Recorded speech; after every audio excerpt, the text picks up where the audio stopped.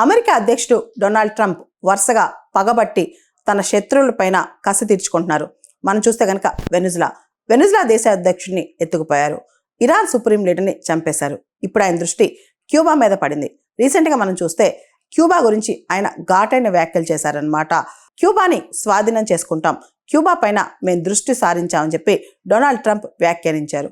మనం రీసెంట్గా చూస్తే కనుక క్యూబాలో దేశవ్యాప్తంగా విద్యుత్ వ్యవస్థ కుప్పకూలిపోయింది. ఈ టైంలో డొనాల్డ్ ట్రంప్ ఈ వ్యాఖ్య చేశారనమాట. క్యూబాని మేము కంప్లీట్గా ఆక్యుపై చేస్తా ఉన్నట్లు ఆయన వ్యాఖ్యలు ఇప్పుడు సంచలనం సృష్టిస్తున్నాయి. క్యూబాని కూడా స్వాధీనం చేసుకునే అవకాశం నాకు దక్కుతుందని నేను బలంగా నమ్ముతున్నాను.